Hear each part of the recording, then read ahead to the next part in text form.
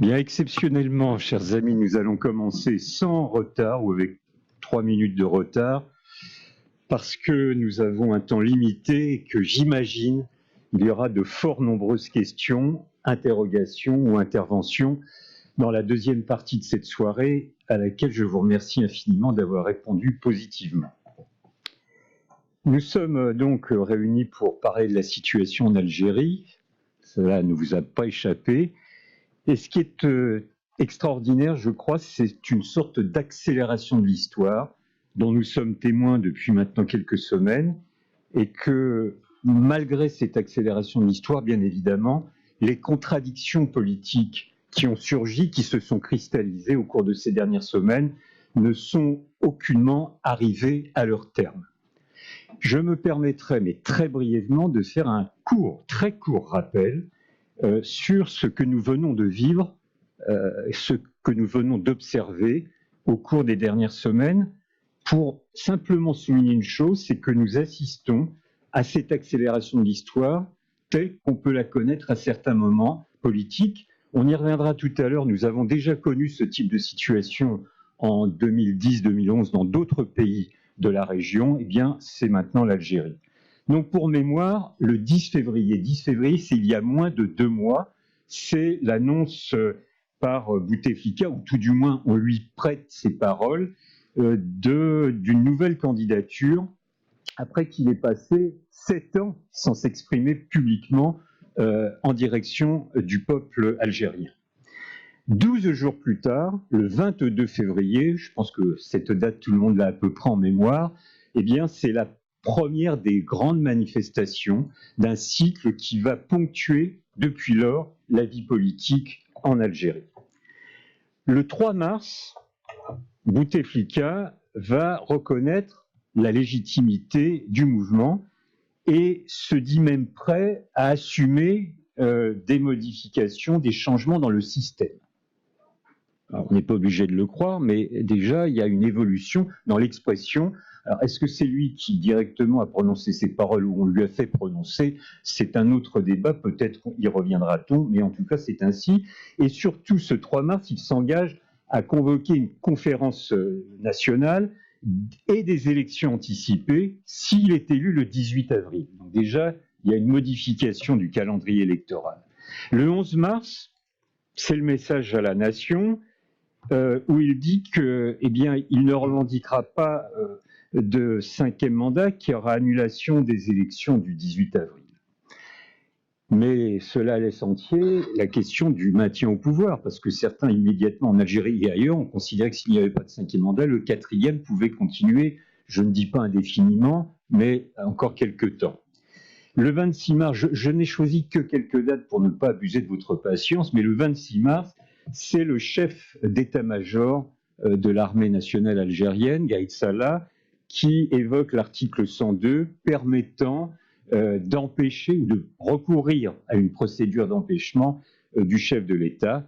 Et hier dans la journée, nous apprenons que finalement Bouteflika démissionnera avant le terme de son mandat. Donc, pour ne retenir que ces quelques dates symboles, vous constaterez que la situation politique s'est radicalement modifiée en moins de 2 mois, en quelques semaines, avec cette accélération tout à fait extraordinaire. Et le premier constat que nous pouvons faire, c'est qu'évidemment, si ce n'est pas la panique au sein des cercles du pouvoir, en tout cas, c'est une improvisation confondante, étonnante, pour l'observateur extérieur, qui indique quand même des contradictions extrêmement vives, non seulement dans les cercles du pouvoir, mais dans la société algérienne d'une façon plus générale. Mais ce qui est aussi tout à fait extraordinaire, c'est le deuxième point que je voudrais mettre en exergue, c'est que, et nous avons déjà vécu en 2010-2011 dans un certain nombre de pays de la région exactement le même processus, c'est que ce type de régime très autoritaire, pour ne pas dire plus, confronté à un mouvement de contestation de masse, réagit toujours et trop peu et trop tard. C'est-à-dire que quand le pouvoir prend des décisions ou fait des effets d'annonce, eh bien le mouvement de protestation a déjà avancé de plusieurs pas et prend de court et rend finalement caduques les propositions faites par le pouvoir. Donc il y a une sorte de décalage permanent entre le mouvement qui s'approfondit, qui se renforce, qui s'élargit, et le pouvoir qui, ma foi, fournit des réponses qui en réalité sont en décalage avec les exigences de ce mouvement. Alors comment caractériser cette situation? Là aussi nous allons débattre. Est-ce une situation révolutionnaire? Est-ce que le terme est adapté? Mais je réfléchissais simplement à une chose, et je me suis référé à un expert en la matière, c'est Lénine. Lénine qui disait en 1920 que quand ceux d'en bas, c'est son expression, je le cite, ne veulent plus, et que ceux d'en haut ne peuvent plus continuer de vivre à l'ancienne manière, c'est alors seulement que la révolution peut triompher. Alors, comparaison n'est jamais raison.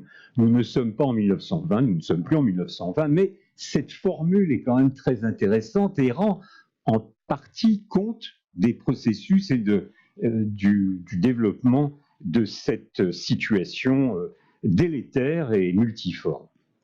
Heureusement, on sent aussi, et c'est un aspect des contradictions, que des deux côtés, il y a une forme de retenue. Je vous passerai l'expression, mais cette retenue, et tant mieux, pour l'instant, il n'y a pas de violence, et ça, c'est formidablement positif, ne gomme en rien cette extraordinaire mobilisation, et surtout le fait que ce mouvement, très rapidement, s'est posé dans une situation de rupture totale. C'est pas seulement Bouteflika, il n'en est que le symbole, mais c'est non au système. Et ce mot d'ordre est repris, évoqué, formulé, scandé par des milliers de personnes. Et quand je parle de système, c'est évidemment avec un S majuscule.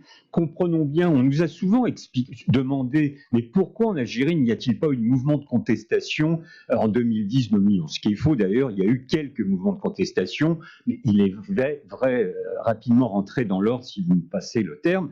Mais comprenons que cette raison ou cette explication n'est plus satisfaisante, si tant est qu'elle l'ait jamais été.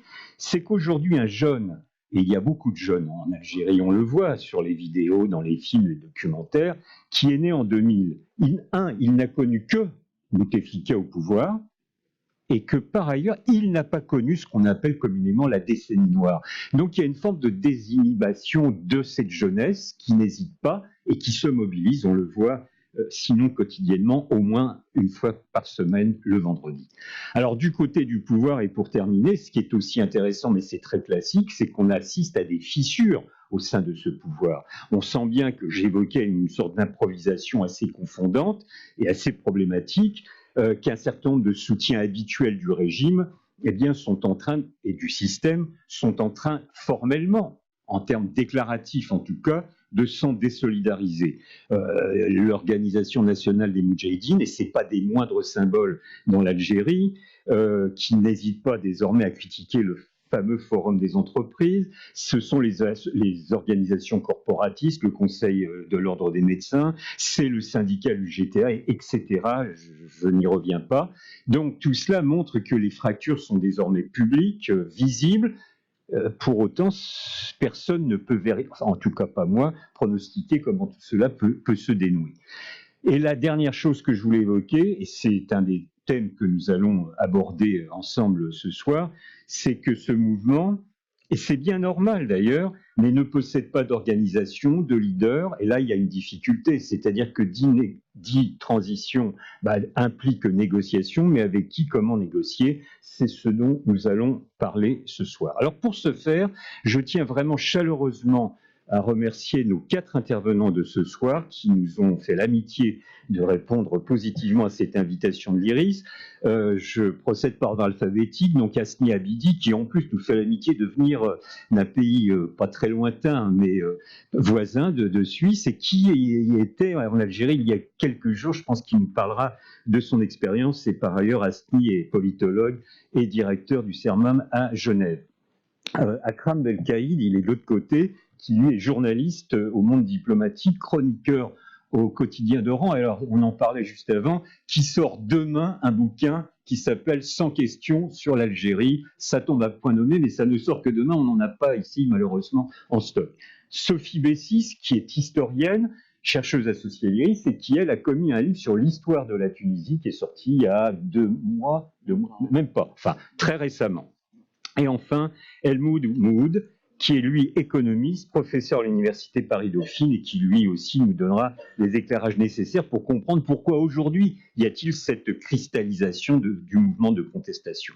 Alors, sans plus attendre, je pense que je vais laisser la parole peut-être à Akram Belkaïd pour nous évoquer un petit peu ce que lui comprend de la situation, des raisons de ce mouvement de mobilisation extraordinairement important, de nous parler donc de ce qu'on appelle communément la société civile, bien que ce terme, je l'utilise avec parcimonie, donc j'y mets des guillemets, mais qu'en est-il de cette formidable capacité d'organisation, de créativité, de manifestation du sens civique de ces manifestants? On a vu, et c'est très marquant symboliquement, que des jeunes nettoyaient les parcours de manifestation après celle-ci. Quand on voit les manifestations en France, évidemment, on a quelques leçons à prendre, éventuellement, mais là aussi, comparaison n'est pas raison. Puis peut-être aussi pourra-t-il nous dire le rôle actuel des réseaux sociaux, parce que ces réseaux sociaux ne sont pas la cause du mouvement, mais sont un facteur accélérateur. Et enfin, mais là, je l'interpelle aussi comme homme de la profession, le rôle de la presse, elle est diverse en Algérie et elle n'est pas monolithique. Merci.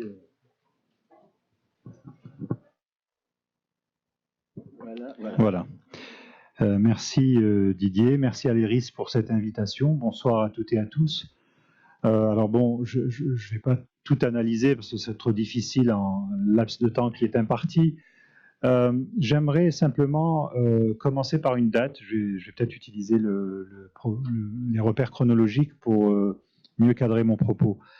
Octobre 1988, c'est la jeunesse algérienne qui manifeste dans la rue. Le bilan, l'armée ouvre le feu. Le bilan officieux fait état de 600 à 1000 morts à l'époque. Plusieurs jeunes sont arrêtés, torturés, et le régime finit par concéder plusieurs réformes majeures, dont le multipartisme et la fin du monopole du FLN sur la vie politique. Près de 20 ans plus tard, plus de 20 ans, près de 30 ans plus tard, on a de nouveau l'irruption de la jeunesse dans le réel algérien. Et c'est ce qui, à mon sens, est quelque chose de fondamental. Tout à l'heure, Didier Billon citait les printemps arabes et disait effectivement ce cliché qui revient sans cesse selon lequel l'Algérie n'a pas bougé. Si, effectivement, elle a bougé, il y a eu plusieurs tentatives de manifestations, très vite réprimées. Il y a eu aussi les manifestations dont on a peu parlé en 2014, parce que déjà à l'époque, plusieurs collectifs s'étaient montés pour protester contre le 4e mandat, parce que tout le monde savait déjà que le président n'était pas apte à mener les affaires du pays.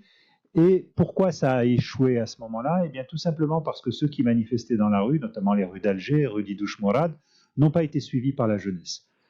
J'ai un souvenir précis de gens se faisant embarquer pas loin du tunnel des facultés, celui qui aujourd'hui regroupe tant de manifestants, et des regards plutôt goguenards, plutôt amusés d'une jeunesse qui s'estimait peu concernée par rapport à ce qui se passait. Les choses ont changé en quelques années parce que, comme tu l'as dit, on a l'avènement d'une nouvelle génération qui a créé un mouvement de sidération, qui a obligé les aînés à les suivre. On est dans l'événement, c'est toujours très difficile de le saisir amplement. Mais il est très facile aussi de dire de toutes les façons il y a eu des signes avant-coureurs et donc il aurait fallu le prévoir. Mais effectivement, cette organisation de la jeunesse, elle a commencé à se manifester à partir de 2015-2016, notamment par l'usage intensif des réseaux sociaux, dans une démarche de protestation et je dirais de langage direct, critique, acerbe à l'égard du pouvoir, à l'égard des dirigeants, à l'égard du président. Un exemple, en 2017, au printemps 2017, j'avais beaucoup été impressionné par un clip vidéo réalisé par un youtubeur algérien qui s'appelle DZ Joker, où il expliquait les raisons pour lesquelles il allait ne pas voter. Le terme en arabe était mansotesh, donc je ne saute pas dans vos combines, mais je ne vote pas, si on prend le côté en langue arabe. Un clip excellent, qui tient la comparaison avec n'importe quel clip qui pourrait être produit ailleurs, qui avait fait dire d'ailleurs à un responsable algérien que si ce clip était si bien réalisé, c'était la preuve que la main d'étrangers était derrière, donc déjà à l'époque. Et moi, ça m'avait beaucoup marqué parce que le nombre de vues avait atteint des records et donc bien entendu, ça a créé une émulation. ça, vous voyez, une espèce de politisation rampante d'un jeune qui tenait un discours à la fois, je dirais, de contestation, par moments assez conservateur, comme peut l'être la société algérienne sur certains thèmes sociétaux, mais en tous les cas très très critique à l'égard du pouvoir. Autre point important, et ça je reviens, pour ceux qui connaissent mes écrits, à l'une de mes marottes, le suivi de ce qui se passe dans les stades. Les stades algériens, ça a toujours été un excellent thermomètre de l'état d'esprit d'une partie de la jeunesse. Octobre 88, chant de contestation, revendications islamistes souvent relayées par les supporters. Depuis quelques années, chants et outranciers, insultants, mais vraiment insultants à l'égard des premiers ministres, des dirigeants, de Bouteflika, de son frère, de la Casa del Moradia, donc le palais présidentiel assimilé à une mafia. Et ça aussi, c'était, à mon avis, un indicateur, d'ailleurs, on pourra en reparler, la Tunisie, ça avait été un peu le cas avec cette naissance de ce recours à une mobilisation, et avec des slogans dont un m'avait énormément intéressé, qui consistait à dire « vous nous avez eu avec la décennie noire, ça suffit ». Et effectivement, ça voulait bien dire que l'argument, ce qui consistait à dire aux gens, si vous bougez, si vous contestez l'ordre établi, on va retomber dans ce qu'on a connu dans les années 90, où on va connaître ce que la Syrie ou la Libye connaissent actuellement, eh bien ça ne passait plus, ça ne marchait plus par rapport à une jeunesse qui est énormément connectée. Les téléphones portables intelligents, les smartphones sont très répandus. Souvent, il n'y a pas d'ordinateur dans le foyer, chez les ménages, à la maison, mais il y a 5, 6, 7 téléphones portables. Le nombre de connectés à Facebook est assez important. Je pense qu'il y a 19 millions de comptes Facebook en Algérie. La population, c'est 43 millions de personnes. Donc vous imaginez le réseau, et donc effectivement ça joue un rôle aujourd'hui sur les appels à mobiliser, sur le partage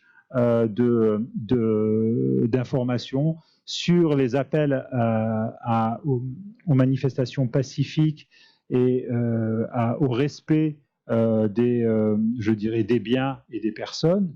Et c'est sur Facebook qu'on peut dire, alors aujourd'hui la personne est encore en prison, mais c'est sur Facebook, début février, que 2 jeunes se sont affichés avec une pancarte en disant « non au 5e mandat ». Je signale qu'ils ont été arrêtés et condamnés, qu'ils sont toujours en prison, qu'ils n'ont pas été libérés.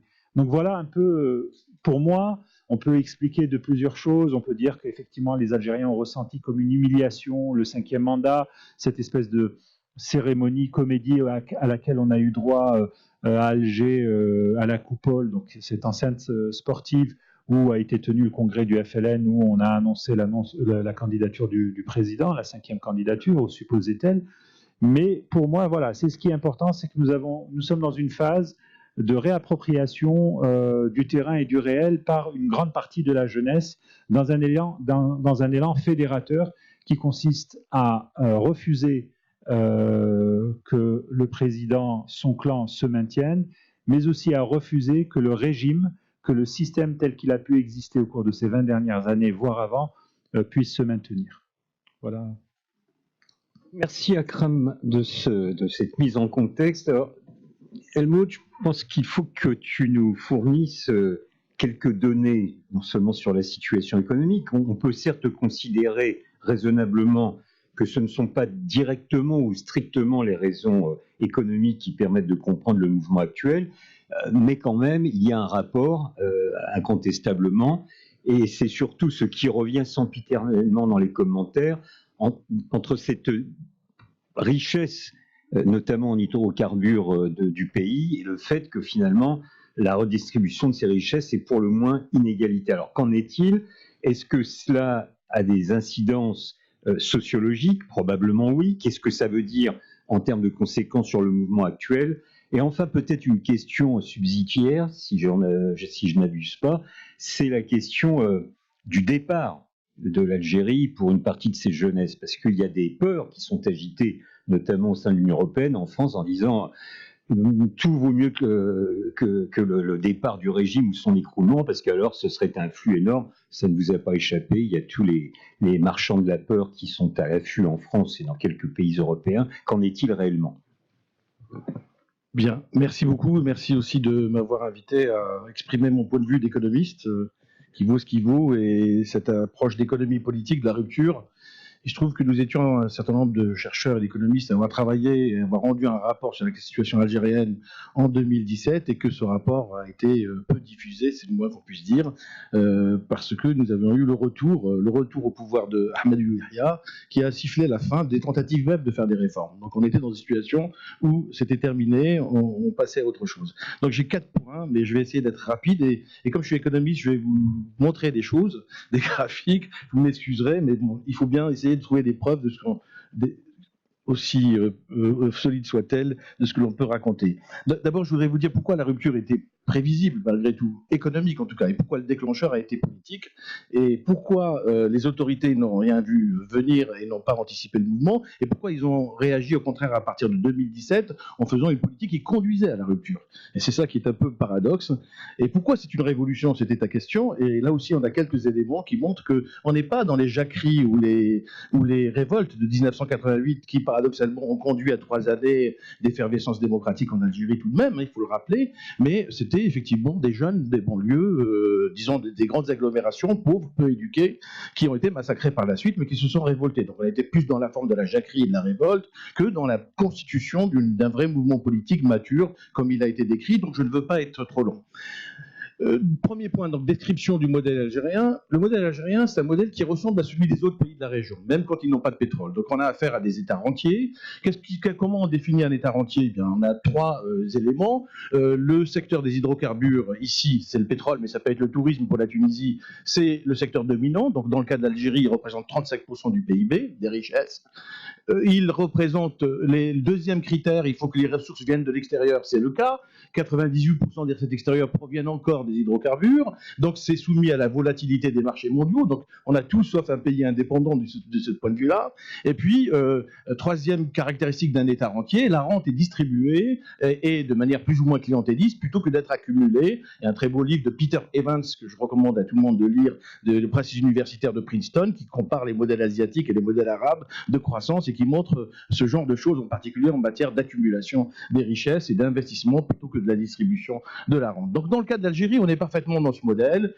L'Algérie partage les fléaux communs avec les pays de la région. Elle a aussi des atouts, mais c'est un pays intermédiaire fragile. C'est un pays intermédiaire fragile. Donc si vous regardez mon tableau ici, vous avez les pays à haut revenu pétrolier qui sont tout en haut, et vous avez au milieu les pays à moyen revenu. Donc l'Algérie avec l'Iran, l'Irak, le Soudan et la Syrie fait partie des pays intermédiaires à moyen revenu. Et si vous regardez là-haut, vous avez Bahreïn, le Koweït, Libye, Oman, le Qatar, l'Arabie Saoudite évidemment. Prenez juste la colonne qui est la première colonne, la deuxième là, c'est la rente par tête, c'est la rente gazière et pétrolière par tête, par habitant.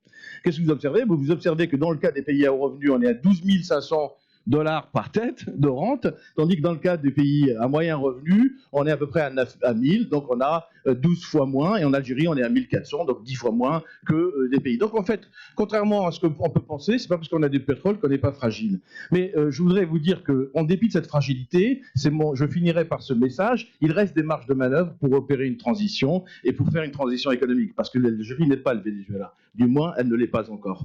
Alors, donc ça c'est mon premier point. Mon premier point, c'est qu'on a affaire à un piège de pays intermédiaires qui a accéléré ces tares. Le deuxième secteur après les hydrocarbures, c'est les importations. 30% du PIB, c'est l'héritage colonial bien sûr, parce que avant l'indépendance, on était à 70%, l'Algérie était un comptoir, et on a un deuxième héritage, c'est celui de la période socialiste, bien entendu, avec les privatisations qu'on a eues par la suite, qui ont impliqué les caciques du régime dans les affaires directement. Et puis, ce chiffre, ce secteur des importations, il est resté extrêmement important. C'est un secteur oisif qui explique les relations de clientélisme entre le clan au pouvoir et les entreprises. Didier a parlé tout à l'heure du forum des chefs d'entreprise, l'équivalent du MEDEF français. Voilà, des entreprises totalement connectées au pouvoir. Ça n'est pas propre à l'Algérie. Il y a une très belle littérature économique aujourd'hui sur le chronisme, le copinage dans les relations entre l'État et les entreprises. L'Égypte a eu ça. Il y a beaucoup de travaux. Il y a peu de travaux sur l'Algérie, mais ça commence. Et donc, on a affaire à un forum des entreprises qui est totalement connecté au pouvoir et qui est largement dans 2 secteurs. Le secteur des importations, ce secteur des importations lui-même déversant sur un troisième secteur peu productif, qui est le secteur des non échangeables, c'est-à-dire de la construction, du bâtiment, des transports, des services, et où là on retrouve les classiques du régime. On retrouve par exemple celui dont on a dit qu'il a été arrêté aux frontières tunisiennes. Ali Haddad, j'en sais rien s'il a été arrêté ou pas, et il faut être prudent, mais en tout cas, il est dans ce secteur de la construction, et quand vous regardez des choses de près, vous avez finalement une situation dans laquelle vous avez dans mon graphique de gauche les exportations, c'est des hydrocarbures uniquement, c'est tout en haut, une courbe plate, durant toute la période. Et puis là, vous avez en bas les matières premières, et là-haut, vous avez les biens en gris, c'est les biens de consommation finale qui ont baissé avec le retournement pétrolier de 2013-2014, parce que le prix du pétrole a chuté. Et puis, vous avez les biens intermédiaires et les biens d'équipement qui continuent à augmenter. Mais quand vous regardez où ça va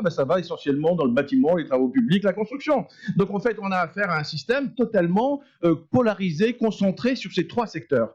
Alors, ces trois secteurs, les deux conséquences, il y a deux conséquences de cette hyperconcentration, parce qu'il faut bien comprendre que l'industrie a reculé. Elle est passée de 15% du PIB dans les années 90 à quelque chose comme 4% du PIB aujourd'hui. La part de l'emploi formel privé est de 10%. Le reste étant dans l'informel et dans l'emploi public. Donc vous allez voir pourquoi il y a des conséquences économiques à la révolte et à la révolution. Donc il y a deux conséquences. La première, je viens d'en parler, ça m'évitera d'y revenir, c'est l'imbrication entre les entreprises et l'État, chassant les meilleures entreprises qui ne sont pas enrôlées dans le système étatique, clanique du moins. Et donc ces meilleures entreprises ne sont pas organisées d'ailleurs dans le forum des entreprises. Elles sont organisées ailleurs. Il y a des think tanks, etc., souvent issus des diasporas, et celles-ci ont affaire à un plafond de verre, d'où des niveaux de productivité très faibles dans ce pays, très très faibles. Donc la désindustrialisation et le fait que les exportations ne sont seulement que des exportations d'hydrocarbures. Ça, c'est le premier panorama. La deuxième conséquence fondamentale, c'est que l'Algérie, avec les pays de la région, fléau qu'elle partage, a le taux de participation de la force de travail, c'est-à-dire la part d'une classe d'âge en âge de travailler, c'est-à-dire entre 15 et 65 ans, la plus basse du monde, qui est enrôlée dans le marché du travail la plus basse du monde. On est à 40%. Et si vous regardez d'où ça vient, c'est 40%, c'est le cas aussi des pays voisins. De ce point de vue-là, on n'a rien à envier aux autres. Vous avez ici, dans ce graphique, dans l'axe vertical, le taux de participation de la force de travail des femmes. Et vous avez le PIB par habitant dans la base horizontale, là, dans l'axe horizontal. Et que vous voyez que pour des mêmes niveaux de revenus par tête, l'Algérie, la Jordanie, le Maroc, mais l'Algérie est au plus bas avec la Jordanie, a le taux de participation des femmes le plus bas du monde, 17%. Alors évidemment, ça a des conséquences, le fait qu'on ait des taux de participation très faibles. C'est qu'on peut avoir des croissances fortes, mais qui excluent une majeure partie de la population. Ou en tout cas, qui fait que ces gens, en plus, c'est un paradoxe, qui sont de plus en plus éduqués, car l'Algérie n'a pas dilapidé nécessairement les ressources. Il y a de la corruption, mais ça passe par des fausses factures, par des surfacturations, par le jeu des fonds de recette des hydrocarbures, mais il y a eu des dépenses sociales énormes. 30% de PIB distribués en 2 ans sur la consommation entre 2012 et 2014, pour éviter le printemps arabe, précisément. Donc en fait, quand on dit qu'on n'a pas acheté la paix sociale, on a acheté la paix sociale. Il n'y a pas de doute là-dessus. Et par ailleurs, l'Algérie a beaucoup investi dans l'éducation. Alors dans l'éducation quantitative, dans l'immobilier de l'éducation. On a créé beaucoup d'universités, 45 universités, qui sont classées d'ailleurs parmi les plus en arrière du monde. De même que les enquêtes PISA sont très mauvaises pour l'Algérie. C'est le dernier pays dans tous les domaines, parce qu'il y a eu une dégradation de la qualité. Mais la hausse du taux d'enrôlement dans l'enseignement supérieur est formidable. On est passé entre 2011, là aussi c'est un indicateur de la stratégie de l'État, on est passé entre 2011 et 2016 de 30% d'une classe d'âge enrôlée dans l'enseignement supérieur à 42%, c'est-à-dire 12 points d'augmentation. Donc en fait, on a eu une stratégie d'investissement sous forme clientéliste, sous forme de subventions, tous azimuts, dans le logement, etc. Donc il n'y a pas de dilapidation au sens propre du terme. Il y a une stratégie d'investissement tous azimuts pour garantir, sans visibilité, sans stratégie, pour garantir les équilibres. Et ça, c'est pour ça que je voudrais terminer là-dessus, ça me paraît très important. Ce qui s'est passé, c'est que dès 2011 et dès 2016, on pouvait voir la rupture. Alors vous allez me dire c'est ex post. Non, parce qu'en fait on l'avait écrit dans notre rapport, tout le monde peut le vérifier, mais c'est pas du ex post, c'est véritablement, c'était visible. Je vais vous en donner quelques témoignages, encore peut-être 2 minutes pour finir. Alors 1 minute. Alors, voilà à quoi sont acculés les jeunes. Les jeunes sont acculés soit au chômage, là vous avez quelque chose d'absolument extraordinaire, c'est que le taux de chômage augmente avec le niveau d'éducation, ce qui est le contraire dans les autres pays. Bon, donc là, quand vous êtes sans instruction, vous avez un taux de chômage très bas, et dans l'enseignement supérieur, vous avez un taux de chômage qui s'accroît. Donc ça, c'est la première chose. Et donc les jeunes sont acculés à deux choses, soit le déclassement local, dans les secteurs informels, soit l'expatriation forcée. Or, l'expatriation forcée est devenue de plus en plus compliquée, et on a eu ce choc qu'ont reçu les Algériens des haragas qui sont morts on en a parlé dans les journaux, ça a été catastrophique, mais c'est tout à fait vrai. Donc la jeunesse qui représente effectivement plus de la moitié de la population, a été exclue tout à fait de cela, et en particulier, elle est acculée à l'assignation à résidence dans les campagnes. C'est-à-dire qu'il y a en plus une différence, comme on a vu dans les printemps arabes, une différence très forte entre les zones rurales et les zones urbaines. C'est-à-dire que vous pouvez avoir accédé à l'emploi à Alger, par exemple, mais si vous êtes en Kabylie, vous êtes à 150 km d'Alger, vous avez un taux de chômage de 80%. C'est comme ça. Donc le taux de chômage moyen est de 15%, mais les variations entre les zones rurales et les zones urbaines sont énormes. Donc quand vous regardez ça, qu'est-ce qui se passe? Vous pourriez trouver un travail à Alger, mais vous avez le prix du logement en termes d'années de revenus qui est le plus élevé du monde. Voilà. Il y a une bulle immobilière à Alger qui a été alimentée par le secteur du bâtiment, par ces gens qui ont reçu des privilèges de l'État sous différentes formes, documents législatifs, etc. Et donc on a affaire à une situation qui était véritablement explosive. Alors pourquoi est-ce que je termine? Pourquoi est-ce que ça n'a pas été anticipé? Alors je vous montre un dernier graphique. Vu et c'est tout. Et ça me paraît essentiel parce que c'était à la disposition de tout le monde, et pourtant ça n'a pas été regardé par les pouvoirs publics. Ici, c'est l'enquête de l'opinion publique en Algérie de 2007 à 2016, qui est faite par Arab Barometer, qui est un organisme qui regroupe des chercheurs et qui font des enquêtes intéressantes, bien faites. Vous observez deux choses. Vous avez 4 variables: la sécurité économique à gauche, la sécurité personnelle physique au milieu, puis la confiance dans le gouvernement et l'engagement dans la démocratie. Entre 2013 et 2011 et 2016, vous avez deux choses qui se sont effondrées, comme vous le voyez ici, la confiance dans le gouvernement, de score de 70 à 32, effondrement total. La sécurité économique s'est effondrée, 57 à 37. Par contre, et là je rejoins ce qu'a dit Akram juste au début, il y a quelque chose que les pouvoirs publics n'ont pas pu voir dans leur aveuglement à comparer la situation d'aujourd'hui à celle de 88, c'est que la sécurité physique, le sentiment personnel de sécurité physique s'est amélioré considérablement. Et c'est l'un des plus élevés de la région. C'est-à-dire que si vous comparez l'Algérie aux autres pays, c'est le pays qui se sent le plus sécure physiquement. Donc le mur de la peur s'est effondré, et par ailleurs, l'aspiration à la démocratie a tout à fait augmenté. Donc on a eu, et je m'arrête là, malheureusement, j'aurais voulu vous montrer un certain nombre de choses, mais voilà. Non, mais c'était déjà très édifiant. Voilà. Et donc, non, mais je m'arrête là en concluant que ce qui m'interroge aujourd'hui, c'est le fait que les perspectives sont possibles, et qu'en dépit de cette situation qui vous apparaît comme dramatique, les marges de manœuvre existent pour une transition. Il y a encore 80 milliards de réserves de change. Et si la transition politique réussit, ce que je souhaite, on pourra réussir la transition économique. Merci. Excellent. Merci beaucoup. Bon, en tout cas, merci pour la clarté du propos. Asni, toi tu es politologue. Tiens, tu peux fermer ton micro. Merci. Donc, ce que j'aimerais que tu nous traces, mais c'est une gageure en peu de temps, c'est de nous éclairer sur le système politique, mais surtout sur les forces politiques qui existent. En d'autres termes, si nous sommes impressionnés par l'ampleur des manifestations, on en a déjà parlé, on a du mal véritablement à discerner les forces qui, éventuellement, c'est une hypothèse, structurent ou ne structurent pas ces dites manifestations. En d'autres termes, quelles sont les forces d'opposition organisées? Enfin, quand je dis opposition, c'est une réelle opposition, pas de théâtre. Quelles sont les forces par ailleurs qui restent fidèles au système s'il en existe? Ce qui pose, là ce n'est pas une force politique mais la question de l'armée. Que se passe-t-il dans cette armée qui décidément semble maîtriser, pas au mieux, mais moins mal que les autres la situation? En tout cas, c'est elle qui est au devant de la scène. Donc voilà quelques pistes fort difficile à traiter en 7-8 minutes, contrairement à ton voisin qui en a pris beaucoup plus. Bonsoir à tous et bonsoir à tous. Mais non. Parler de l'Algérie qui a toujours été synonyme dans l'essence humaine d'un pays entre opacité et complexité. Pourquoi? Parce que nous avons affaire à des acteurs et pas forcément à une conduite qu'on peut anticiper. Le deuxième élément, c'est que nous avons des acteurs qui ne sont pas forcément constitutionnels. Le débat aujourd'hui est évidemment sur les forces anticonstitutionnelles. Quand on parle de l'Algérie, il faut toujours se rappeler de cette citation, de ce travail qui a été fait par un des meilleurs connaisseurs de l'Algérie, Jean Lucas, avec Jean-Claude Vatin, un meilleur connaisseur de l'Algérie politique.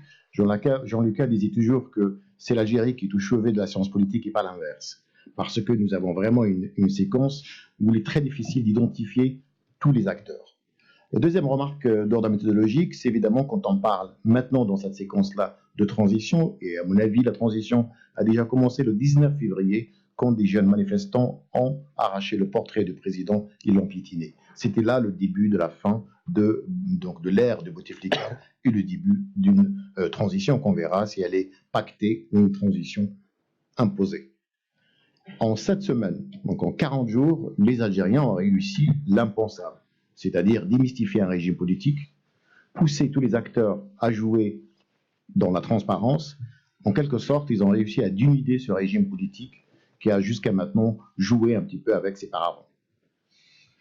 Si on veut un peu faire l'état des lieux, l'état des forces politiques importantes aujourd'hui, vous avez d'abord, et c'est un acteur intéressant et un acteur inédit, la rue algérienne.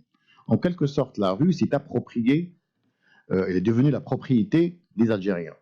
Ce n'est pas rien parce que les manifestations à Alger sont interdites depuis 2011. Et quand les Algériens manifestent à Alger, ça veut dire que ce tabou, ce verrou de ne pas manifester son opposition au régime, maintenant, n'est plus de rigueur.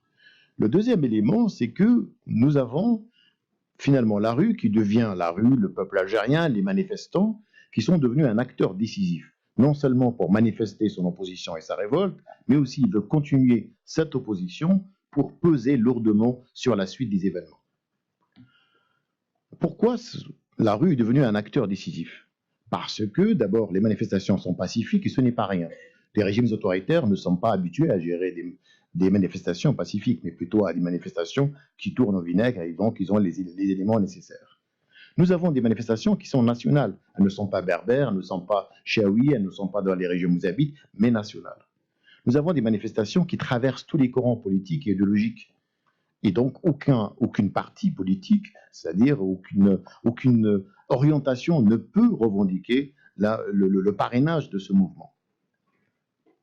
Quatrième élément, c'est que vous avez affaire à des manifestations, finalement, qui ne sont pas forcément économiques et sociales. On a tous parlé de la bombe économique et sociale en Algérie. Là, vous avez un répertoire de revendications où le plafond est très haut. Non au mandat nos 5e mandat de président. Nous voulons le départ de tout le régime, de tout le système. Donc, dès le départ, le plafond des revendications est très haut. Vous avez un autre élément qui est intéressant dans ces manifestations, dans ce harak qui est devenu un mouvement important, c'est que ce mouvement, finalement, ne veut pas s'arrêter ou ne veut pas accepter à ce qu'il y ait une direction qui immerge de ce mouvement.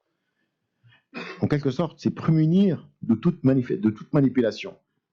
Et ça, c'était important parce que on sait très bien qu'une dynamique d'un mouvement social, comme le dit Gustave Le Bon dans la psychologie des foules, c'est évidemment quand on trouve des leaders, les leaders peuvent incarner, c'est vrai, la foule, mais ils peuvent aussi la dévier de son chemin. On arrive finalement à un mouvement qui devient important avec ses faiblesses qui sont la manifestation où la mobilisation n'est pas une offre politique, n'a jamais été une offre politique. Elle a toujours eu besoin d'un relais politique, d'une traduction politique. Les manifestations ou la mobilisation de la rue a une vie dans l'histoire qui est limitée. Et à un moment donné, il faut songer, bien sûr, à ce qu'il y ait vraiment des véritables relais politiques. Face à ce mouvement ou face à cet acteur, nous avons deux acteurs classiques. Je ne veux pas parler de quatrième, mon collègue l'a évoqué, ce qu'on appelle le pôle des affaires. Vous avez l'armée et vous avez le pôle présidentiel, le président ou si proche, ou ceux qui gouvernent en son nom. Le président, évidemment, il est dans une situation difficile parce que les manifestations où l'acteur numéro 1 aujourd'hui, la rue, demande le départ du président. Donc, il n'y a plus de négociation. Le deuxième élément, c'est que le président n'a plus confiance dans l'armée. Il perd la caution militaire. Et l'armée aussi, en quelque sorte, ne fait pas confiance à ce président. Le chef d'état-major connaît très bien le président pour avoir, bien sûr, lui a donc donné sa chance de devenir 2 ou 3 fois chef d'état-major. Le troisième élément, c'est que le président, il perd ce soutien. Parce que quand vous avez des manifestations avec 3 générations, des enfants avec leur père et leur grand-père, ce n'est pas rien sur le plan sociologique. C'est parce que, c'est-à-dire la première clientèle, ou en quelque sorte les soutiens traditionnels du président, c'est cette génération-là qui tient à la stabilité et à la continuité. Cette génération, finalement, a préféré plutôt soutenir les revendications légitimes de leurs enfants et de leurs petits-enfants et de ne pas continuer à cautionner ce régime.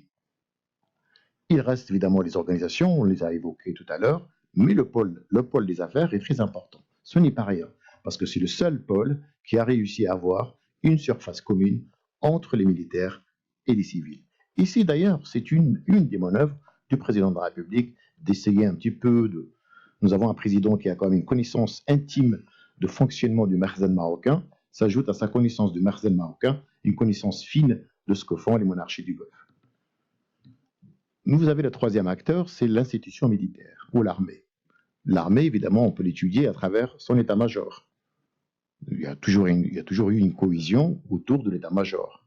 Quand on dit l'état-major, qu'est-ce qui fait la force d'une armée? C'est son état-major, c'est les chefs des régions militaires, et c'est les services de renseignement. Il se trouve que le président de la République se méfiait beaucoup des services de renseignement, ce qu'on a appelé l'armée dans une armée, et a donné tous les pouvoirs à l'état-major. L'institution militaire bénéficie d'une bonne image, d'une image positive. Le deuxième élément, c'est que le chef d'état-major, vous avez remarqué à partir du 22 février, le seul acteur qui communique avec les Algériens, c'est bien l'institution militaire.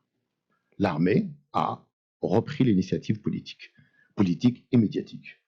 Malgré les premières erreurs, un petit peu les maladresses de l'état-major, à partir du deuxième et troisième discours, c'était plutôt l'unité, en tout cas, de vision entre l'armée et son peuple. Et c'est là où le président a vu qu'il y avait un danger en la demeure et a commencé à paniquer pour aller chercher des soutiens qui dépassent l'institution militaire. En quelque sorte, le mouvement social ou le harak, la mobilisation, cachait une autre transition, celle de la relation entre le pouvoir militaire et le pouvoir civil, et on l'a bien vu avec ce qui s'est passé cette semaine, c'est-à-dire des tentatives d'aller chercher des anciens généraux à la retraite pour proposer une sortie de crise. Mais les deux forces ont des faiblesses.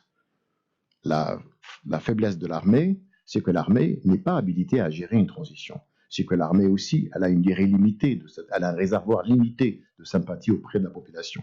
Et elle ne peut pas continuer à occuper le terrain politique et médiatique. À un moment donné, il fallait absolument qu'elle donne une offre politique. Jusqu'à maintenant, nous sommes toujours arrêtés à cet article 102, même s'il y a une avancée sur l'article 7 et l'article 8. Mais comme vous le savez tous, mieux que moi, on ne peut pas répondre à une crise profonde politique avec une offre juridique, une offre constitutionnelle. Et c'est là où il y a un blocage général. L'état-major de l'armée jusqu'à maintenant est le gagnant dans ce face-à-face avec l'institution militaire. Le mérite, c'est qu'aujourd'hui, nous avons l'armée qui est transparente et qui gère cette période importante, qui est une période de transition. Elle a une dernière faiblesse, et très importante, c'est que le président de la République est toujours président jusqu'au 28 avril, et d'ici là, il peut aussi manœuvrer en faveur de son pôle ou en faveur de l'institution militaire. L'incertitude demeure. Mais ce qui est important, c'est que le mouvement social, la mobilisation générale, non seulement elle doit continuer pour peser sur le processus de négociation, la transition est un processus de négociation. Le deuxième élément, c'est qu'elle aura probablement le mérite d'appuyer ou de consolider une partie en faveur de l'autre dans ce face-à-face entre le pôle présidentiel et soutien et le pôle militaire. Et merci. Merci infiniment de ces précisions d'ordre politique et méthodologique, c'était important. Je me permets de lire le petit message que Akram vient de me faire passer. Alors je le cite, c'est à l'état brut, fin à l'instant de la réunion de l'état-major qui promet des mesures importantes qui seront annoncées aujourd'hui.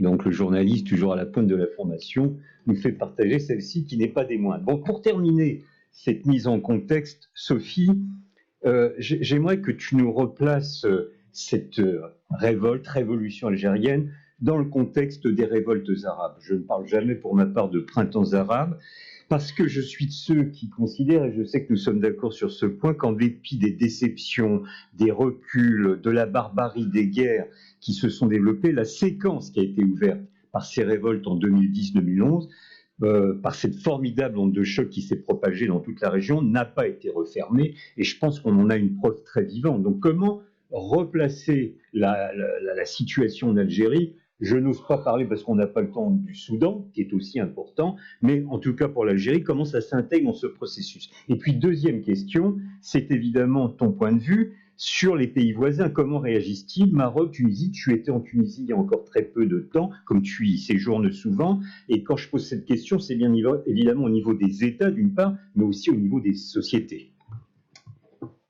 Merci Didier, et merci de m'avoir invité.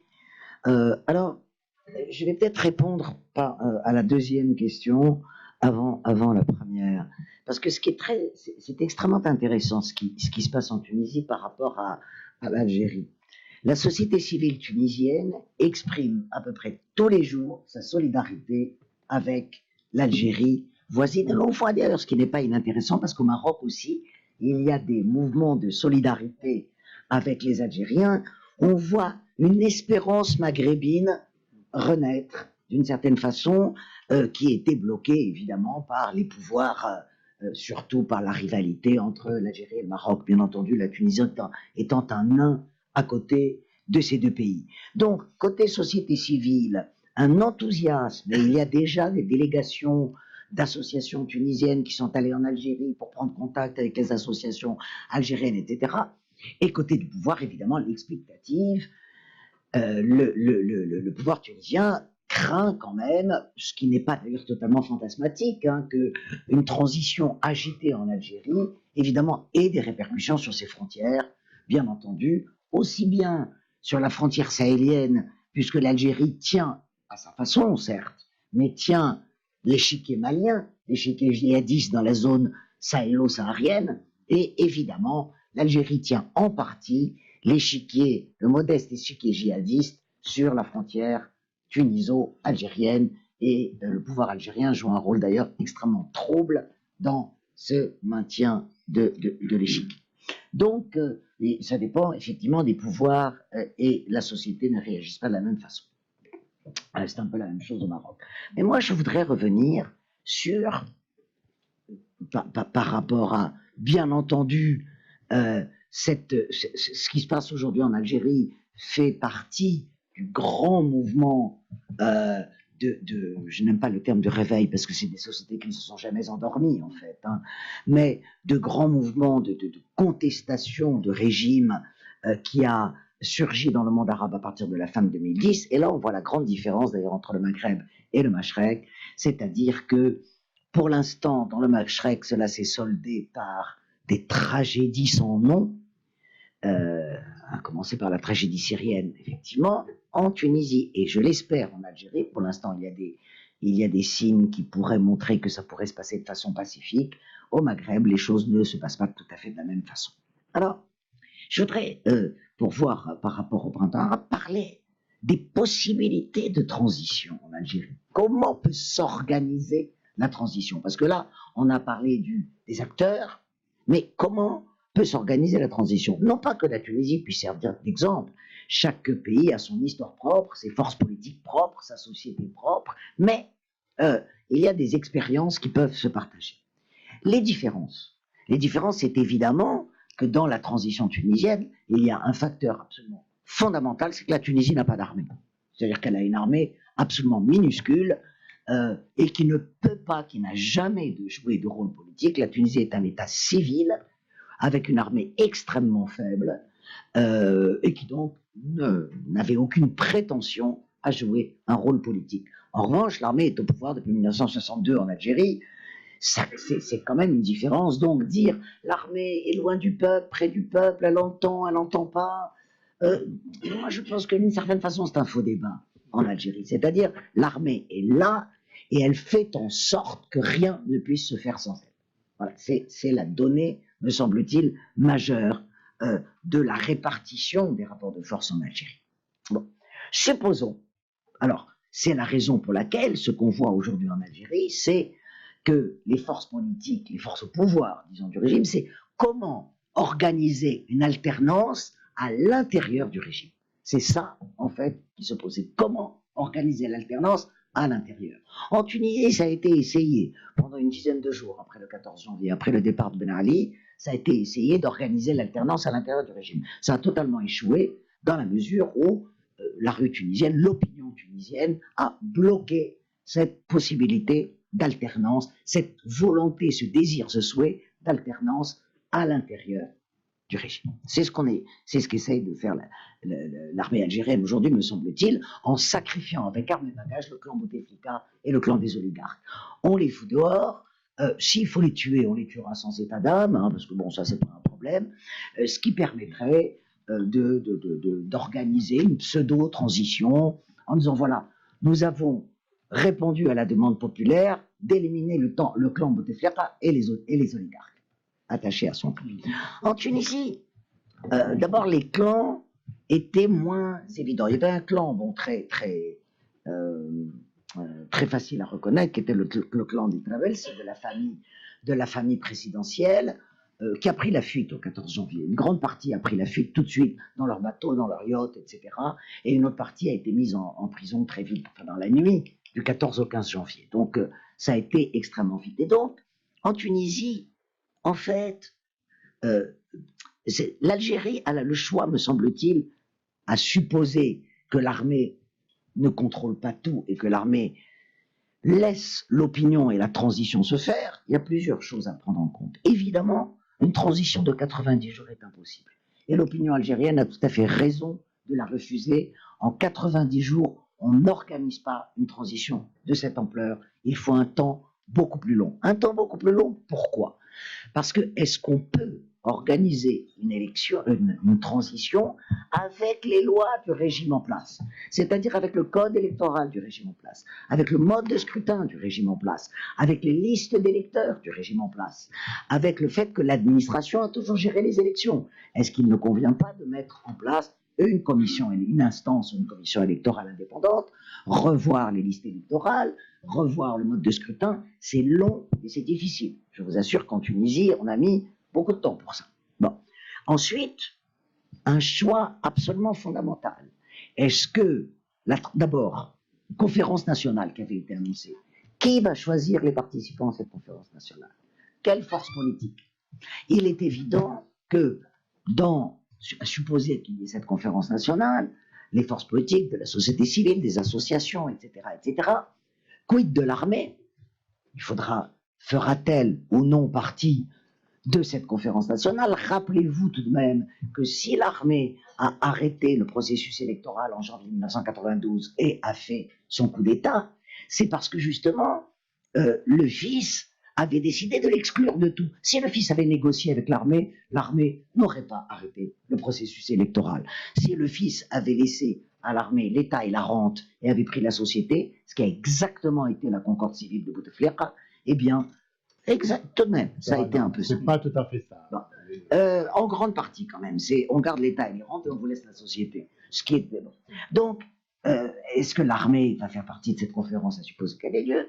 Les formations islamistes, personne n'en parle aujourd'hui, mais tout de même, elles existent. Et il est bien évident qu'elles seront partie prenante du jeu politique. Il est inutile, impossible de penser que des partis de l'arc islamiste ne feront pas partie de la transition. C'est absolument impossible. Alors, je sais, on est en plein rêve. Hein. Nous avons vécu cela en Tunisie. Il n'y avait pas un seul islamiste dans les rues. Il n'y avait pas un slogan religieux pendant le peuple veut la chute du régime, la dignité nationale, etc., etc. Bon, les islamistes ont gagné les élections suivantes.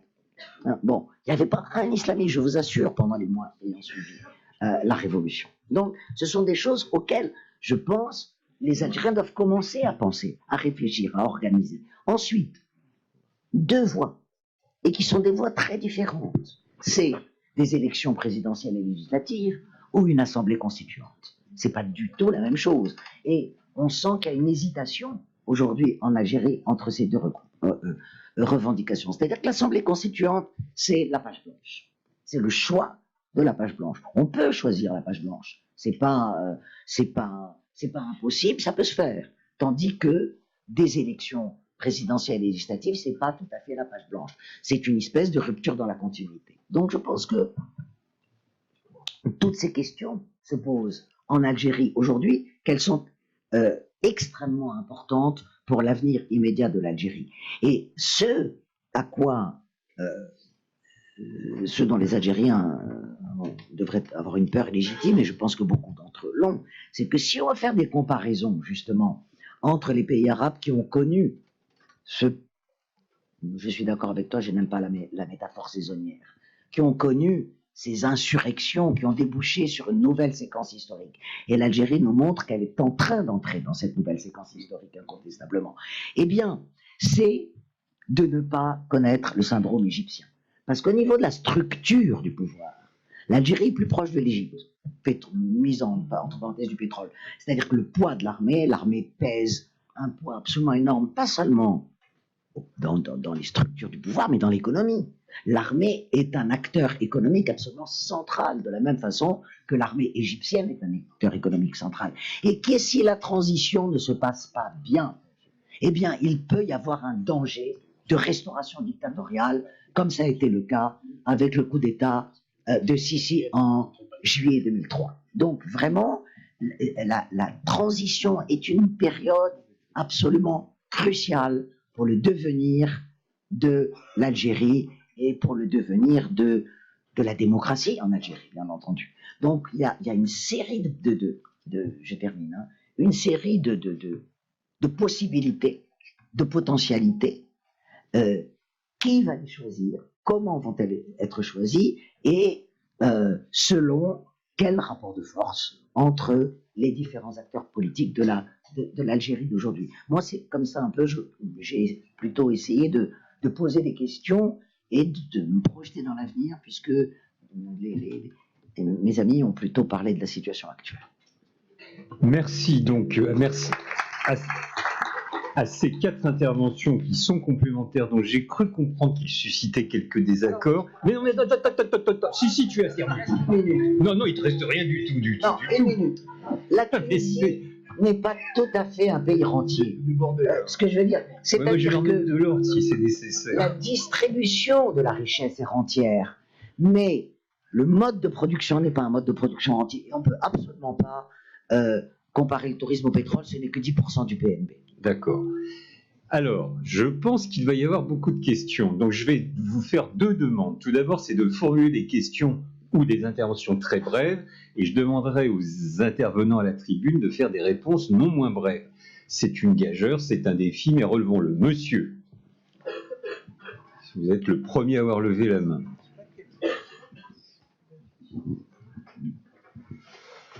Merci. Alors, monsieur Abidi, je crois, nous a dit qu'il n'y avait pas de réponse juridique ou constitutionnelle.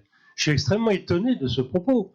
Parce que comment en sortir? Non, c'est l'inverse, j'ai dit l'inverse. Ah bon? Voilà. Mais alors, comment en sortir? Parce que le sujet jusqu'ici n'a quasiment pas été traité, il faut bien dire les choses. Alors, Madame Bess a dit, ou bien c'est des élections, ou bien c'est une assemblée constituante. Mais qui va convoquer l'assemblée constituante? Il faut bien qu'il y ait une autorité pour convoquer l'assemblée constituante. La seule perspective, moi, que je vois, c'est des élections, effectivement, dans les 90 jours. Hein. Il faut pas plus de 3 mois pour organiser les élections présidentielles. Et la transition, elle se fait par le nouveau président qui va convoquer l'assemblée constituante. Parce que s'il n'y a pas d'autorité, qu'est-ce qu'on peut faire? Alors on dit l'article 6 et 7, la souveraineté appartient au peuple. Mais comment est-ce qu'on va la donner au peuple? D'accord. Il faut bien quand même des organes. On a parfaitement compris. Agissent. Voilà. Merci. Alors là-bas, derrière, avec... oui, allez-y. Non. Sinon, je vais essayer de parler un peu plus fort. Non, mais parlez avec le micro, s'il vous plaît. Non, il marche pas. M. Beccaï parlait des vues assez conservatrices de certains youtubeurs, plus conservatrices qui se retrouvent dans... Non, mais levez-vous et forcez la voix. C'est parti. Comme les rappeurs. Un conservatisme qui se retrouve chez certains youtubeurs et chez une partie de la jeunesse algérienne. Donc dernièrement, il y a eu 2 événements qui ont fait parler en Algérie et en France. C'était des manifestantes féministes qui réclamaient plus de droits de femmes pour les femmes et qui ont été chahutées par un riverain dans un quartier d'Alger qui disait que c'était pas le moment de parler de ça, qu'il fallait d'abord faire la révolution. Et samedi dernier, en France, un harcèlement et une agression d'une personne transgenre place de la République. Donc, pour vous, quel serait l'impact de ces 2 événements sur le débat futur et sur la considération des divisions profondes, notamment en termes d'avenir de société algérienne? Merci. Alors, oui, madame. Bonjour. 3-4 questions. Madame devant, là, qui est au 3e rang. Je peux poser ma question? Alors, allez. Détenant le micro, ok. Bonsoir. Comment, de façon pratique, concilier les attentes de la population, sachant qu'effectivement la moyenne d'âge est de 26 ans et qu'elle n'est, comme tous les jeunes de la Terre, pas vraiment patiente, qui a un réel ras-le-bol, et d'autre part, la réalité politique et organisationnelle d'un pays où effectivement une transition, comme l'a dit Madame Bessis, ne peut pas s'organiser en 3 mois, d'autant plus qu'il n'y a pas véritablement de parti préparé à la gouvernance. Bien, écoutez, on va faire une première série de réponses. Il y aura une deuxième vague de questions. Alors, qui veut répondre à ces... Alors, Asni, vas-y. Et Sophie. Alors, je commence par la dernière question. Le régime même favorise un peu cette idée selon laquelle il y a une faillite des partis politiques et une faiblesse. Ce n'est pas vrai. Les partis politiques algériens, une grande partie, ont essayé de faire des réunions, de former des demandes. Souvenez-vous de Mazafaran 1, Mazafaran 2, où il y a une formulation claire des réformes politiques, de transition démocratique. Un parti politique ne peut pas prospérer, ne peut pas faire émerger une élite si le jeu politique est verrouillé. Ce sont des élections libres et ouvertes qui vont permettre à un parti politique d'accéder à un parlement, d'accéder aux assemblées parlementaires du wilaya, et c'est comme ça qu'on arrive vraiment à la construction d'une culture politique et passer de la culture de l'opposition à la culture du pouvoir. Il se trouve que l'Algérie, durant 20 ans, et on peut aussi parler d'avant Bouteflika, monsieur le président Bouteflika a été un excellent homme de pouvoir, mais il n'a jamais été un homme d'État. Il n'a jamais pensé justement à activer tous les contre-pouvoirs, à laisser les partis politiques se préparer à ce moment-là que nous vivons aujourd'hui, à ce moment ce vide. Non, il existe une offre politique, il existe des partis politiques qui ont toujours plaidé et travaillé pour les réformes et pour l'alternance. Deuxième élément, vous avez parlé bien sûr de ce qui se passe aujourd'hui. Alors c'est très intéressant parce que moi j'ai été dans une université, malheureusement c'était des vacances obligées, forcées par l'ancien ministre de l'enseignement supérieur. Il y a un débat inédit aujourd'hui sur la Constitution, sur la Constituante, sur l'instance de transition provisoire, sur est-ce qu'il faut passer par l'article 102 et réhabiliter ce monsieur Ben Salah qui fait partie, bien sûr, du soutien du régime, où il faut le demander, lui-même, il veut partir, et nommer quelqu'un d'autre à sa place pour gérer, justement, cette période de transition selon l'article 102 de la Constitution. Certains demandent, bien sûr, au régime d'avoir une lecture flexible, et pas une lecture dogmatique, comme vous le dites, justement, la souveraineté revient au peuple, c'est un peu vague, on ne va pas faire comme la Suisse, un vote à main levée. Mais ce qui est important, vous avez raison, la transition, elle ne se fait pas par pilotage automatique, elle se fait par une locomotive. Il y a toujours une instance. On a vu dans plusieurs pays, Et encore une fois, je suis très très méfiant dans les comparaisons, parce que comparer les transitions, c'est en fait présager que le processus de transition, c'est déjà joué, c'est déjà connu d'avance. Je termine, si tu permets Didier, juste un petit mot concernant l'Assemblée constituante. C'est un débat très intéressant, mais elle prendra beaucoup de temps et on risque un petit peu d'aller dans des débats qui ne sont pas prioritaires pour les Algériens. Alors maintenant, la question, c'est que nous avons une rue. Nous avons un relais politique qui se construit aujourd'hui. Nous avons des partis politiques. Mais la rue a besoin d'un interlocuteur. Je suis d'accord avec vous. La transition, je la définis, la transition démocratique est un processus de négociation entre acteurs pas forcément démocratiques. Parce que si tous les acteurs étaient démocratiques, on ne serait pas dans une transition. On serait dans une démocratie parfaite à la suédoise. Donc on est obligé de négocier même avec ceux qui ne sont pas démocratiques, même ceux de l'ancien régime, à deux conditions connues d'ailleurs, c'est ceux qui n'ont pas volé et ceux qui n'ont pas les mains entachées du sang. Et c'est important. Le dégagisme n'est pas une offre politique. Maintenant, ce qui est important, c'est que le régime n'est pas prêt. C'est-à-dire que la rue, elle dit, non, sa question elle est importante. Non, mais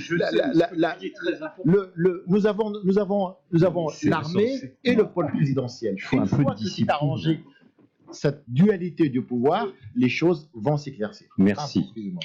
Sophie. Je vais dire juste un petit mot, parce qu'il y a effectivement, comparaison n'est pas raison, mais on peut regarder les expériences.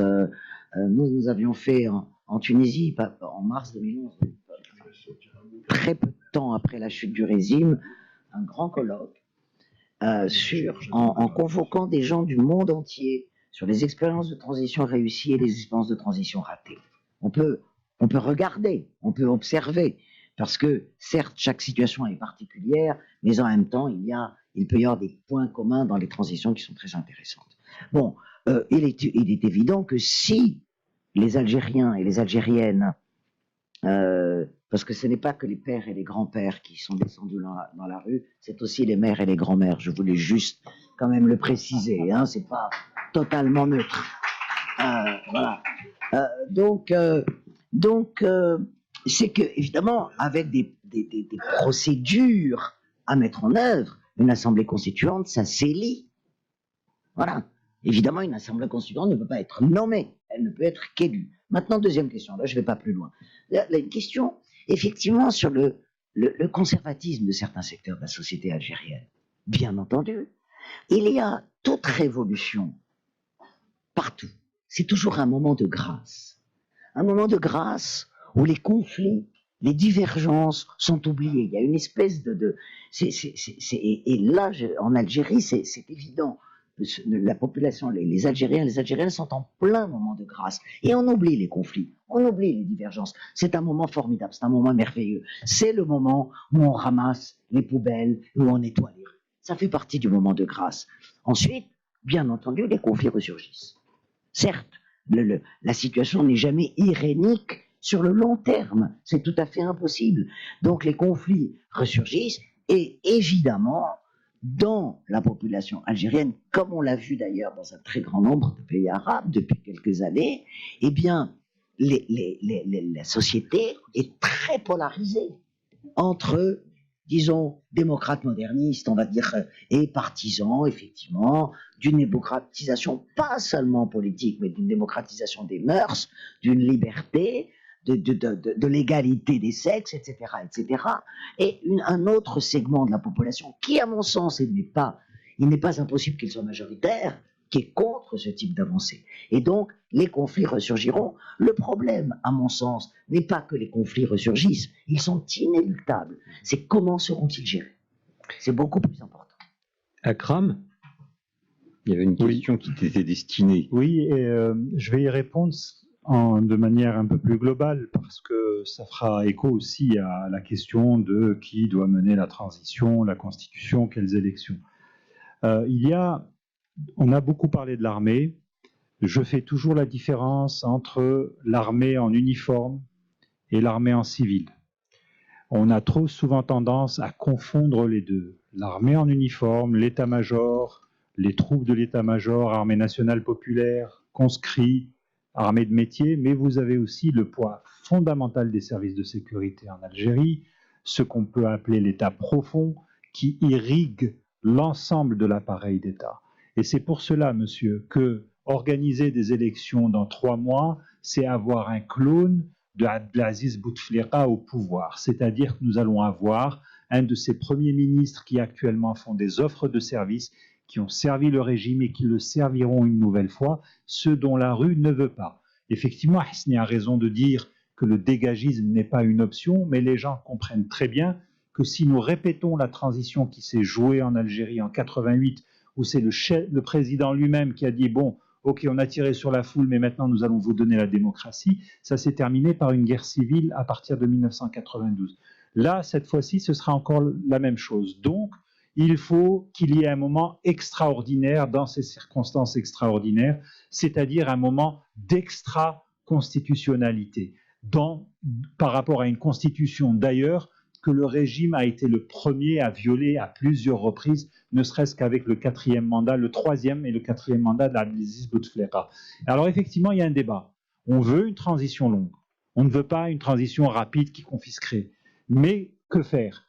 Et pour rejoindre votre question, l'Assemblée constituante, très vieille revendication de l'opposition algérienne. 1962, déjà, on voulait une assemblée constituante. 1963, notamment les gens du Front des forces socialistes, le Parti de l'avant-garde socialiste, plus tard le RCD, tous ces partis-là ont toujours demandé que le peuple soit associé à l'écriture d'une vraie constitution. Mais là, le danger, effectivement, c'est que si on écrit une constitution, si on élit des gens qui vont écrire une constitution, ça va être la porte ouverte. Effectivement, ça va mettre en valeur l'opposition de plusieurs projets de société, le conservatisme en Algérie, la jeunesse, elle le partage en partie, pas toutes, mais ça va nous mettre devant nos contradictions. Et je termine par signaler un excellent texte de mon confrère Yassine Temlali dans le HuffPost Algérie, qui aujourd'hui dit effectivement une révolution c'est beau, le peuple algérien c'est beau, mais n'oublions pas que d'une certaine manière, le peuple algérien a aussi contribué à ce que ce système perdure pendant plusieurs décennies. Alors, on va prendre une deuxième vague de questions. Là, je suis impressionné. Mais alors, il y a madame, là, au 3e rang, là, ici. Ah, après, il y a monsieur à la chemise rouge et noire. Et après, alors on va... Allez. Oui, c'est une question que je pose à M. Hasni Abidi, toujours en ce qui concerne effectivement le débouché entre guillemets du mouvement. Vous avez bien expliqué que le dégagisme n'est pas une offre politique et que ce sont les faiblesses donc de ce mouvement très fort par ailleurs. Mais je ne suis pas sûre d'avoir compris comment vous avez conclu votre première intervention. Vous dites le mouvement doit continuer à peser. Et à ce moment-là, il consolidera une partie ou une autre des partis, c'est-à-dire le clan présidentiel ou l'état-major, c'est ça? J'ai bien compris. Et pourquoi est-ce que c'est la seule option possible qui consolide l'une des deux parties? Est-ce qu'il ne peut pas continuer à peser et à dégager une offre politique pour avoir une troisième voie plutôt que ces deux? Voilà, et puis une petite question aussi pour vous, Monsieur Mouhoud. Est-ce que les économistes ont évalué la part de l'économie informelle en Algérie? Voilà, merci. Monsieur, passez le micro devant, madame, s'il vous plaît. Voilà, comme ça y est. Oui, j'ai une question à poser aux 4 intervenants. Rajouter le modérateur. Il y a la formation d'un gouvernement où on retrouve les classiques du régime plus le chef d'état-major. Ne pensez-vous pas que ça peut raidir la situation et que le pouvoir ne veut pas lâcher le pouvoir justement en montrant cette force? Au moins, c'est une question courte. Monsieur. Bonsoir, Adel Ben Anouda du collectif Dzaïr 2.0, né suite aux événements en Algérie et à la révolution actuelle. Alors, première question, un scénario proposé par les militants en Algérie, question posée à M. Abidi. Qu'est-ce que vous en pensez d'un point de vue politique, institutionnel? C'est passer d'abord par des législatives avec une charte, ensuite constituante, puis présidentielle. Deuxième question à M. Belkaïd. votre sentiment sur la sociologie des manifestations en Algérie aujourd'hui. J'ai l'impression que c'est pas encore clair aujourd'hui. Est-ce que c'est que les jeunes, ensuite le reste de la famille? Comment vous voyez la sociologie des manifestations en Algérie? Merci. Allez, on va laisser la réponse et on fera une troisième vague de questions brèves. Alors, allez, tu as devant toi tout à l'heure. Si tu nous mets la pression comme les autorités algériennes avec les élections, en 3 mois, on va pouvoir discuter.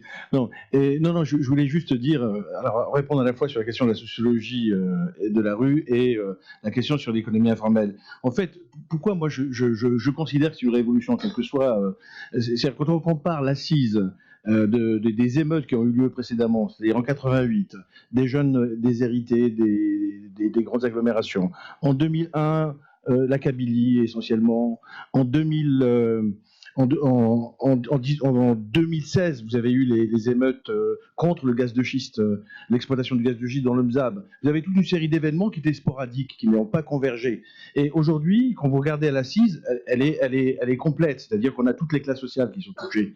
Et précisément parce que, ça il faut bien le comprendre, en 2011, les choses se sont jouées par un cours du pétrole plus haut, et donc une distribution grâce au fonds de recettes d'hydrocarbures, qui a été utilisé d'ailleurs de manière tout à fait irrationnelle, de manière, disent les économistes, pro-cyclique. C'est-à-dire qu'on le distribuait quand le pétrole était très haut et on le mettait de côté. On ne pouvait plus le mettre de côté parce qu'il n'y a plus rien aujourd'hui. Donc en fait, il n'y a plus rien. Il n'y a plus rien dans ce fonds en tout cas. Et c'est avec ce fonds qu'on a racheté effectivement très fortement la paix sociale. Mais ce qui s'est passé, c'est qu'avec le retournement du prix du pétrole en 2013-2014, les Algériens ont compris que ce pouvoir, surtout qu'en 2017, ils procrastinent devant les réformes, ils décident de faire de la planche à billets pour 35% du PIB en 2 ans, et les Algériens comprennent qu'il n'y a pas de possibilité d'avenir avec ce type d'ajustement complètement au coup par coup. Et donc ils comprennent qu'il n'y a pas d'issue. Et c'est pas que l'Algérie est au plus bas, c'est qu'elle n'est pas au plus bas. Il y a encore une fois 80 milliards de dollars de réserves de change. Donc il y a possibilité de financer une belle transition économique après la transition politique, car effectivement, sans transition politique, le chaos viendra d'une intervention militaire, d'une intervention autoritaire, et c'est de là que viendra le chaos. L'émigration viendra de là également, pas d'un processus à la tunisienne, même si moi je ne suis pas politiste, je prends garde, je suis très prudent là-dessus, mais on peut dire que effectivement les scénarios du type l'armée resterait neutre et accompagnerait un mouvement vers une transition politique à la tunisienne. Le message que je veux faire passer, c'est qu'il y a vraiment des marges de manœuvre pour réussir cette transition. Sur l'économie informelle, l'ajustement s'est fait sur le secteur informel. C'est à peu près la moitié du PIB, l'économie informelle. Sauf que l'économie informelle est totalement imbriquée avec les 2 secteurs dont je vous ai parlé, c'est-à-dire le secteur des importations, qui déverse sur l'économie informelle, et le secteur des biens non échangeables, de la construction, etc. Et donc en fait, les ajustements récents, c'est pour ça qu'elles ont été relativement limitées et que le taux d'inflation, depuis la relance de la planche à billets de manière tout à fait aventurière, ne se sont pas traduites dans les faits comme ça, mais c'est sur le secteur informel que les choses se sont effectuées, c'est-à-dire qu'on a eu une dépréciation de la monnaie. On a les éléments d'une dégradation à la vénézuélienne si le chaos était organisé. Mais pour l'instant, on n'a rien à voir avec le Venezuela, ni sur le plan politique, ni sur le plan économique. Qui veut la parole ?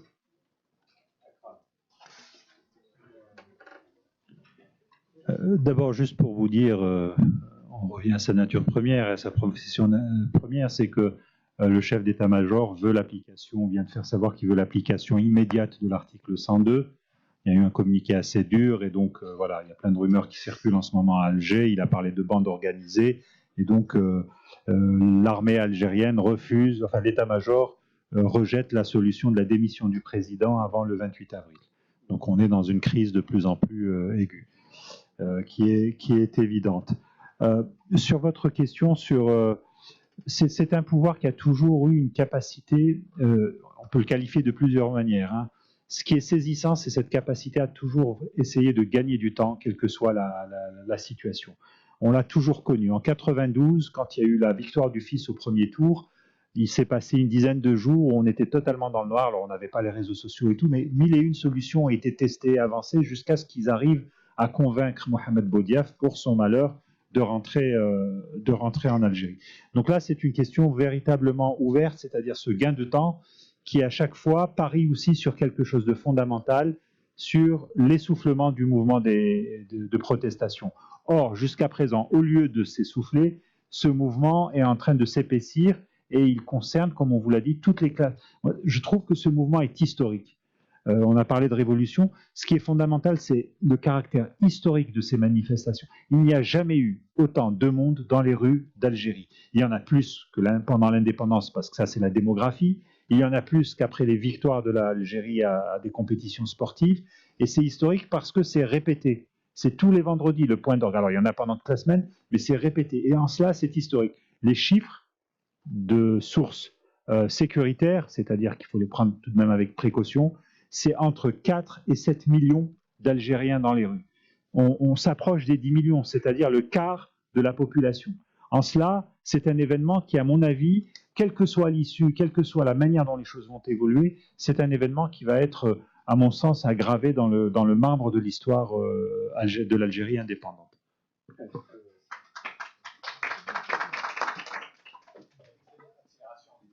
En fait, l'état-major ne fait pas confiance aux promesses du président de la République et c'est bien possible que le président ne démissionne pas parce que dans l'annonce, il ne donne pas de date. Et c'est ça, sans président de l'année. Et voilà. Et ça, c'est un véritable casse-tête pour l'état-major de l'armée, je pense.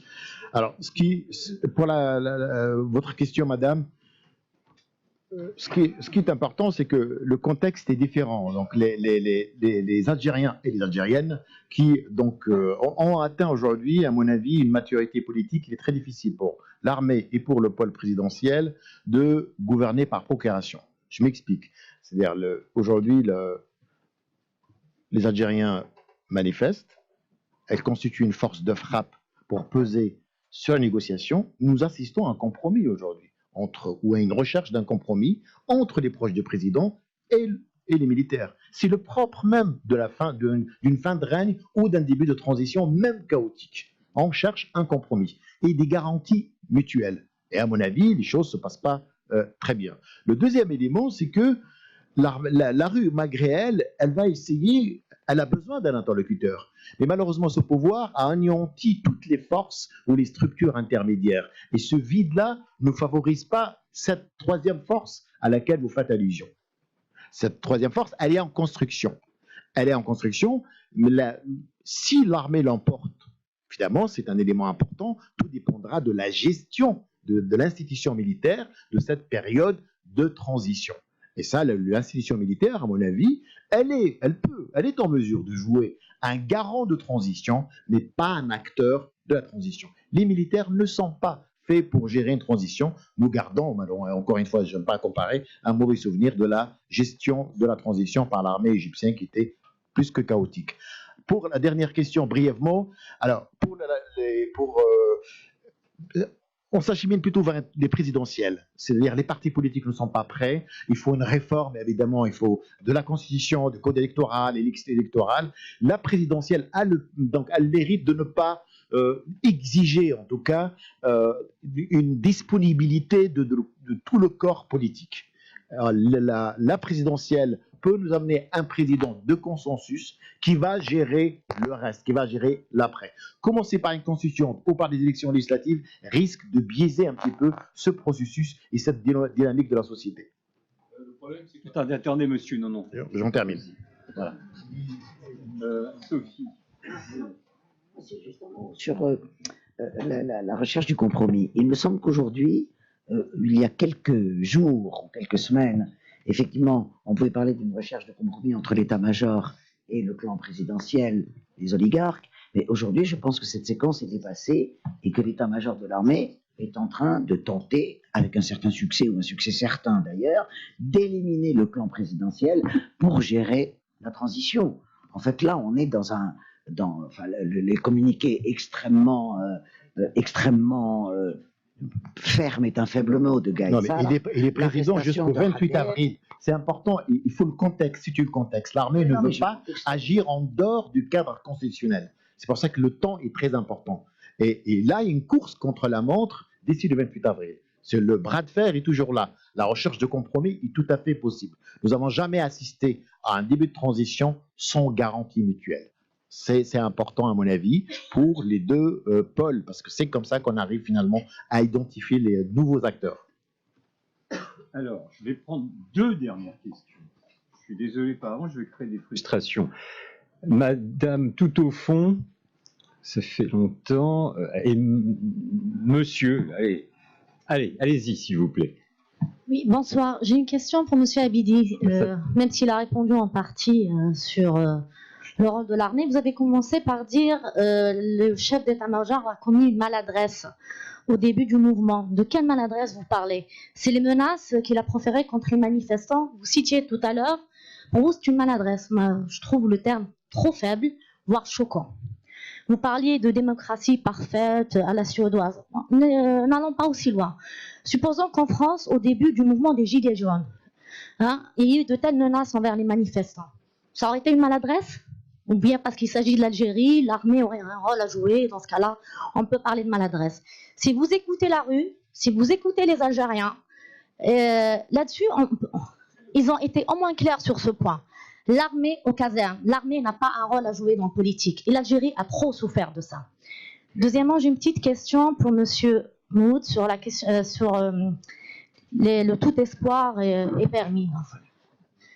Très bien, on peut que l'espérer, mais vous faites le lien avec les réserves de change, alors que beaucoup d'experts aujourd'hui disent clairement que les réserves de change seront épuisées en 2023. Donc, ces espoirs seraient permis dans le cadre de quel système économique? Voilà.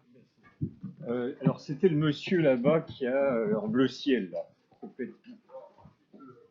Rapidement, brièvement, quelle serait la position, voire plus, des acteurs majeurs internationaux comme la France, l'Union européenne, les États-Unis, la Chine, la Russie? Merci. Alors, qui veut la parole? Bon, j'excuse par avance, madame, désolé, Asni a une moto-taxi parce qu'il a un avion à 21h.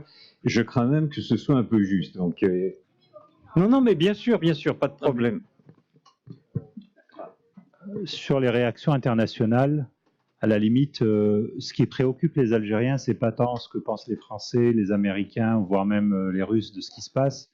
Je pense que les printemps arabes ont mis en exergue l'existence de forces de plus en plus puissantes dans le monde arabe que sont les monarchies du Golfe. Et c'est un peu ce que on voit bien que, notamment aux Émirats arabes unis et en Arabie saoudite, la situation algérienne inquiète beaucoup. Parce que dès lors que vous avez une population qui conteste l'ordre établi et qui est dans la rue, les monarchies du Golfe n'aiment pas ça. Et on le voit déjà quand on regarde certaines télévisions satellitaires par rapport au Golfe, la capacité à essayer de mettre en avant des acteurs qui, pour le moment, ne sont absolument pas concernés. Je pense notamment aux islamistes. Voilà. Oui, bon, écoutez, j'ai dit que les réserves de change étaient encore là aujourd'hui pour réussir une transition politique de court terme, et économie de court terme. C'est évident que si on continue avec ce régime, et si on continue avec ce modèle économique, et c'est bien ça que montrent d'ailleurs mes enquêtes et les aspirations à la démocratie, mais aussi l'absence totale de sécurité économique de la part des gens, même si, contrairement à ce qu'on pense, c'est pour ça qu'il me semble que c'est une révolution et pas des révoltes, les révolutions arabes, entre guillemets, sont arrivées à des moments de progrès. Il faut bien le reconnaître. De progrès social. Si vous regardez les indicateurs de type développement humain, les pays de la région sont ceux qui ont progressé le plus rapidement. Donc en fait, c'est pas dans des situations de régression et de misère que les révolutions mettent en place. Je me permets là, tout modestement en tant qu'économiste, de citer l'ancien régime et la révolution de Tocqueville et le paradoxe de Tocqueville qui montre absolument cela. C'est-à-dire que ce sont justement dans des périodes de réforme, dans des périodes de progrès, que les gens, les impatiences précisément des élites, des gens éduqués, et l'Algérie a beaucoup progressé, commencent à se faire sentir et on a un processus révolutionnaire qui se met en œuvre. Donc il ne faut pas tomber dans le piège alarmiste de comparaison de la situation d'Algérie au Venezuela parce que ça signifie l'incitation au retour de l'ordre, c'est-à-dire de l'ordre militaire ou de l'ordre des services secrets qui fermerait la porte à une transition. Donc je dis qu'à tous ceux qui pensent que l'Algérie est au plus bas, elle ne l'est pas. La Banque centrale est indépendante pratiquement, même si elle reçoit, il y a des compétences partout, il y a des gens qui sont bons, qui peuvent faire l'affaire. Il y a même, sur le plan des transitions économiques, des alternatives qui sont pensées depuis des années par des jeunes qui sont dans le mouvement Nabni, qui réfléchissent à comment faire une Algérie nouvelle. Il faut passer ce message-là. Ce qui risque de nous faire régresser, de nous faire perdre 10 ans, car je suis d'accord avec ce que disait aussi Didier, que je travaille sur les pays de la région, donc je vois bien ce qui se passe. C'est un mouvement qui est ouvert et qui n'est pas refermé. Il peut y avoir des reflux ça et là, mais ça n'est pas terminé. Et donc le progrès est là. Et je pense qu'il ne faut pas tomber dans le piège de la caractérisation.